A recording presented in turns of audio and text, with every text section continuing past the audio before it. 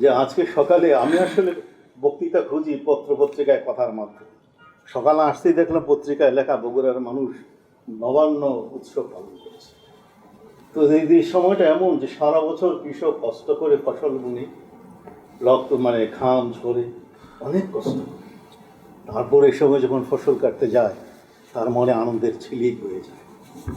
আজকের এই দিনটি এই ছোট্ট একটা ঘরে হলেও আমার মনে হয় যে আমরা একটু ইমোশনালও হয়ে যাচ্ছি বোধহয় আমি, যে এর চেয়ে আনন্দের কিছু আর হয় না। আমাদের কষ্টের ফসল আজকে আমাদের সামনে আমরা দেখতে পাচ্ছি। সবচেয়ে তার বড় দাবিদার হচ্ছে আমাদের অভিনন্দন, তোমাদের অভিনন্দন।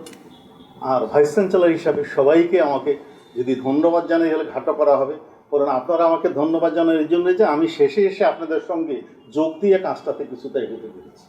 বিশ্ববিদ্যালয়ে তোমাদের এই লেখাপড়ার ক্ষেত্রে সমস্ত কিছুর ক্ষেত্রে সবার যে কর্মপ্রচেষ্টা, সেই কর্মপ্রচেষ্টার ফসল তোমরা আজকে এখানে বসে আছো, আমরা একটা সার্টিফিকেট দিয়ে তোমাদের স্বীকৃতি জানাচ্ছি। এই স্বীকৃতিটা কিন্তু তোমাদের দায়িত্ববোধ বৃদ্ধি করছে। এই সার্টিফিকেটটা একটা বোঝা হয়ে দাঁড়াচ্ছে তোমাদের কাছে। কেন? এই বিশ্ববিদ্যালয়ের প্রথম গ্রাজুয়েট তোমরা ইউনানি আয়ুর্বেদিক। আমরা হয়তো থাকবো না আজ থেকে 30-50 বছর পরে, কিন্তু হলফ করে আমি বলে দিতে পারি যে এই দেশের মানুষ তোমাদের কাউকে না কাউকে স্মরণ করবে 20-30-50 বছর পর। এই জন্যে যে প্রথমেই আসবে বিশ্ববিদ্যালয় থেকে কারা ডিগ্রি নিয়েছে, প্রথম এই দেশে তোমরা। কাজে এদেশের দেয়ালে তোমাদের নাম স্মরণাক্ষরে লিখিত হয়ে গেল, এবং এটা স্মরণ রাখ। যত বিশ্ববিদ্যালয় হোক বাংলাদেশে, কিন্তু ওই যে তোমাদের নাম প্রথম বিশ্ববিদ্যালয়ের গ্রাজুয়েট, এই কথাটা কেউ কোনোদিন মুছতে পারবে না। আর সে গর্ব নিয়ে তোমরা সারা বাংলাদেশে ঘুরে বেড়াবে। এই গর্বটা তোমাদের একটা দায়িত্ব এই জন্য যে আমাদের স্বপ্নদশটা কিন্তু তোমাদের নিয়ে অনেক স্বপ্ন, আমাদেরও অনেক স্বপ্ন। ঠিক এই মুহূর্তে এই অনুষ্ঠান চলাকালীন সময় একটা মেসেজ আসছে। প্রফেসর আমাদের স্যার হয়েছে professor Asim Ali Khan, research on Indian medicine. তিনি একটা ফোরামে অংশগ্রহণ করছেন, জেনেভাতে একটা হেলথ ফোরাম হচ্ছে। সেখানে সাবজেক্টটা হচ্ছে, ওনারা যেটা পার্টিসিপেট করছেন, a session on Indian traditional medicine system integrating with modern medicine system. যে কথাটা আমাদের সবসময় আমাদের বিষয় বলে আসে, অর্থাৎ আমি এই যে মেডিসিনটা ইন্টিগ্রেটেড করা, এই মেডিসিনের সঙ্গে এই মেডিসিন, আমি বোধহয় নেপালে গিয়ে বক্তৃতায় বলেছিলাম আমাদের ইউনানি আয়ুর্বেদ হচ্ছে it is an integrated system.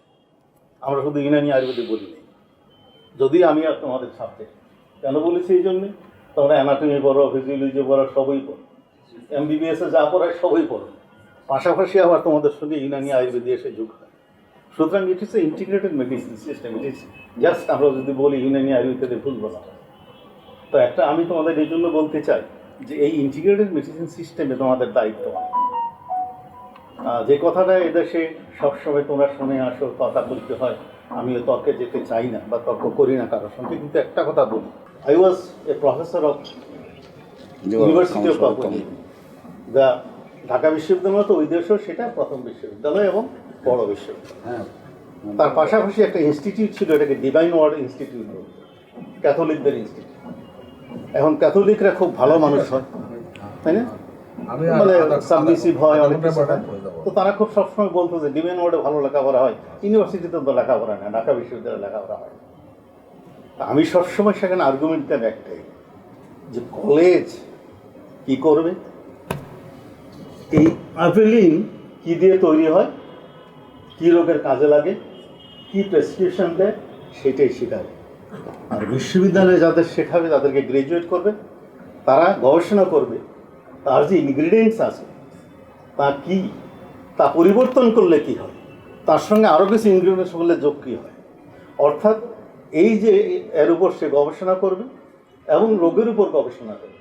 সুতরাং একদল হচ্ছে প্রশিক্ষণ নেবে আর চিকিৎসা দেবে, আরেক দল হচ্ছে প্রশিক্ষণ নেবে, গবেষণা করবে, সৃষ্টি করবে, তারপর কলেজকে দেবে, তোমরা এখন তাদেরকে পড়াও। সুতরাং তোমরা যে দায়িত্ব নিচ্ছ সেটা সবচেয়ে বড় দায়িত্ব।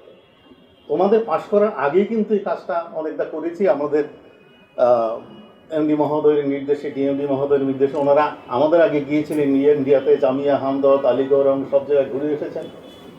আমি এবং আমার স্যার ইন্ডিয়াতে কনফারেন্সে গেলে শুধু কনফারেন্স করি না, জামিয়া হামদদের ভাইস চ্যান্সেলরের সঙ্গে কথা বলেছি। স্যারের যে ছাত্র ঘনিষ্ঠজন, তিনি আবার হামদদের একজন ট্রাস্টি বোর্ডের একটা ইনফ্লুয়েন্সিয়াল মেম্বার। কথা বলে এসেছি যে খুব কম খরচ তারা আমাদের ছাত্রদের পড়ায়। শুধু তাই নয়, আলিগড়ের সঙ্গে আমাদের কথাবার্তা হচ্ছে। এইসব কথাবার্তা কিন্তু এখনও কোনো কলেজ কথা বলে। শুধু করোনা না হইলে বাইদিস্তান আরও অনেকদিন এগিয়েছে। কাজেই তোমরা যদি মনে করো যে তোমরা গবেষক হবে, সেটা হওয়ার জন্য যতটুকু ফেসিলিটেশন দরকার সেটা হামদর্দ তোমাদের সবসময় দিয়ে যাবে। কিন্তু একটা কথা মনে রাখবে যে আমি যখন সেকেন্ড ক্লাস নিয়ে পাশ করলাম চট্টগ্রাম বিশ্ববিদ্যালয়ে, তখন বললাম যে স্কলারশিপ আর জীবনে পাবো না, পিএইচডি আর হবো না। কিন্তু ডিটারমিনেশন ছিল I will do my PhD, and ইনশাআল্লাহ আলহামদুলিল্লাহ আই ডিড ইট। আমাকে কেউ স্কলারশিপ দেয়নি, I arranged it by myself. Always keep it in mind. People will help you when you work, but they will not work for you. You shall have to work. তোমাকে চেষ্টা করতে হবে, কাজও করতে হবে, স্কলারশিপের চেষ্টা করতে হবে। আমরা তোমার সাথী হয়ে যাব। সুতরাং আরেকটা জিনিস মনে রাখবে, তোমাদের সঙ্গে আমাদের যে সম্পর্ক, এটা একেবারে ওতপ্রোতভাবে জড়িত হয়ে গেল আজকে। তোমরা যেদিন ভর্তি হলে সেদিন থেকে শুরু করে আজকে তো আরও বেশি হয়ে গেল। কেন হলো? যদি তোমরা কোনো কাজে কোথাও যাও এবং তোমাকে দেখে যদি কেউ বলে that seems to be one of the best graduate, এই ছেলেটা কিন্তু খুবই ভালো লাগে, তাইলে হামদর্দ বিশ্ববিদ্যালয় তোমার পাশে দাঁড়িয়ে গেল এবং আরেকটু উপকৃত হলো। আর যদি বলে যে না এই কি লেখাপড়া করে, হামদর্দ বিশ্ববিদ্যালয় আরো দাম নিচে চলে যায়।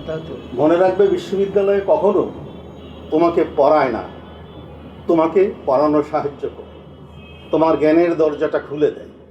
জ্ঞান আরোহণ কীভাবে করতে হবে, কীভাবে ব্যবহার করতে হবে, কীভাবে গবেষণা করতে হবে, সেই কাজটা তোমাকে শিখিয়ে দেয় বিশ্ববিদ্যালয়। কলেজরা মুখস্থ করায়, বিশ্ববিদ্যালয়ে মুখস্থ করায়, তারা শুধু জ্ঞানের দরজাটা খুলে দেয়। তুমি এখন এই ঘরে ঢুকলা, আজকে ঢুকে সেখান থেকে জ্ঞান আরোহণ করবে। সুতরাং দায়িত্ব তোমার এখন অনেক বড়। তোমাকে এখন আরও জ্ঞান আরোহণ করতে হবে এবং তোমাকে সে জ্ঞান আরও বৃদ্ধি করতে হবে এবং সেদিকে এগিয়ে যেতে হবে। বাংলাদেশে 2012 সালে এসে একটা বিশ্ববিদ্যালয়ের vice chancellor, foundation vice chancellor কাজ শুরু করেছিল, তারপরে ভেঙে গেছি এবং প্রতিজ্ঞা করেছিলাম এই দেশ আর চাকরি করবো। কিন্তু হামদর্দ শুনে আর স্যারের কথা শুনলাম আমার বন্ধু রশিদের কাছ থেকে, বসুন্ধরার অ্যাডভাইজার, শুনে এখানে চাকরি নিয়ে ঢুকলাম। আমার মনে হয় আমি দেশে আসার সময় বন্ধুরা বলেছিল 7 বছরের মধ্যে ভেঙে আসবি দেশ থেকে। আমার মনে হয় যে আমি ভুল করি, I did the right thing. অন্তত আমি এই দেশের একটা যুগান্তকারী সিদ্ধান্ত এবং তার বাস্তবায়নের সঙ্গে সম্পৃক্ত হতে পেরেছি। আমার মৃত্যুর পরও অন্তত আমার ছেলেরা বলতে পারবে বাংলাদেশের প্রথম যারা বিশ্ববিদ্যালয় থেকে ডিগ্রি লাভ করেছিল আমার বাবা তার সঙ্গে সম্পৃক্ত ছিল। আমি অন্তত মৃত্যুর সময় বলতে পারবো আমি দেশে ফিরে এসে ভুল করিনি। বিদেশে থাকলে হয়তো আরামে থাকতে পারতাম, এখানে অনেক কষ্ট হয়, কিন্তু মনে স্যাটিসফ্যাকশন আছে। সেই স্যাটিসফ্যাকশন আসছে এই অনুষ্ঠান থেকে নিয়ে গেলাম। শুধু এইটুকু বলি, আমাকে বিশ্ববিদ্যালয়ের দায়িত্ব দেওয়ার জন্য স্যার আপনার কাছে আমি কৃতজ্ঞ এবং আপনি সহযোগিতা করায় আপনার কাছে আমি কৃতজ্ঞ যে আজকে আমি নিজকে সম্পৃক্ত করতে পেরেছি এমন একটা মহৎ কাজের সঙ্গে। কাজেই তোমাদের অনুরোধ রইল, আমরা তোমাদেরকে বলেছি যে স্যার আমরা যখন ইন্ডিয়াতে যাই তখন কিন্তু তোমাদের কথাও ভাবি, সব ভেবে কাজ করি এবং তোমাদের কোথায় কী করতে হবে সমস্ত কিছুই করি।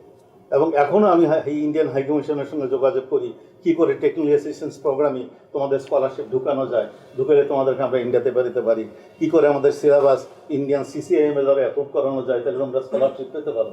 এগুলি কিন্তু মুরব্বীরা করে না, ওই স্বাস্থ্য অধিদপ্তর কেউ কিন্তু করে না। আমরা কিন্তু বিচার সাহেব এগুলি করতেছি এবং আমাদের ফসল তারা খাবে পর্যন্ত, এটা তো ঠিক। কাজেই অবশ্যই হ্যাঁ, কাজেই আমরা সবাই কিন্তু তোমাদের কাছে একটাই অনুরোধ থাকবে, জ্ঞানের দরজা খুলেছি, এটা যেন বন্ধ না হয়।